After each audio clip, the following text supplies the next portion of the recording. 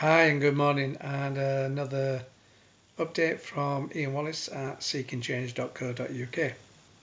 What I'd like to talk to you today is about how people use guilt and manipulation in order to achieve their aims and their results. Guilt and manipulation is a very hard process to break down sometimes and understand. Because by the very nature of it being a manipulation tool means that sometimes it's very subtle and you don't really understand that it's a manipulation process. When people engage, then mostly they have their own agenda. Even the most passive person will have something that they want to get from the process of interaction with another. So there's always a focus, a goal, a need to achieve something from this interaction.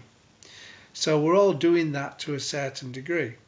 And whether we understand it or it's a subconscious process actually is irrelevant in some senses, because it means that we are still trying to achieve something from another person.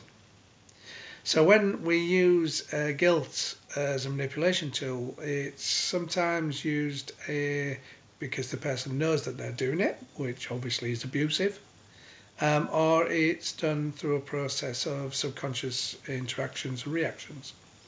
And there's a fine line between care and control. And we all overstep it, every single person on the planet at some point or another in their world and their life. So it's about trying to understand that and trying to work it with a different focus. So if you ever feel guilty about something, then the likelihood is somebody is trying to manipulate you to do something that you're not really wanting to do, or is not taking your needs or your considerations into account. So when you're having those processes with your relationships, whether that be your primary relationship or friends, family, whoever, be aware that if you do feel guilty, then you have a choice. You have a choice to go along with it and provide that person's needs, because that's what it's trying to do, trying to get you to do what they want you to do. Or you can draw a line in the sand and you can make a boundary. And if you make a boundary, then boundaries have to be consistent, obviously, and they have to say, actually, that is not what I'm going to do. I can't do that for whatever reason.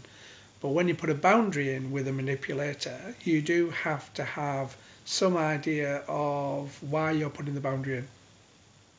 And on the conversations that you have to have with them, there's a way you can process the communication, structure the conversation in order to have those hard conversations, as I call them.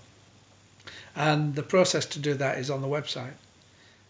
So if you want to have a hard conversation and use the process tool, then you will be able to engage with them, and in a respectful way, and one that is likely to achieve a win-win outcome, because win-wins work, win-lose doesn't. And in the guilt process manipulation, you're losing, so it's not a win-win, and eventually it will cause massive disruption to the relationship. So initially, when you put the boundary in, the people that you're working with or person you're working with will not like that boundary, because obviously it's saying that I'm not going to do what you want me to do. I'm going to do what I need to do. So they're going to react to it. But all human beings, I don't know what your age is really, need boundaries. They need to know that things are okay, and that's a line in the sand. And we feel more comfortable with that, more safe and secure. Because all human beings are insecure. By the very nature of being here and alive, we go through an insecure process of birth. It's the way we are. So in that process, the insecurity drives us to try to make other people do it the way we want to do it. So try and look at manipulation control not necessarily as a bad thing, unless the person who's doing it knows they're doing it, then it is abusive. But try and look at it as a process of human beings trying to get what they want.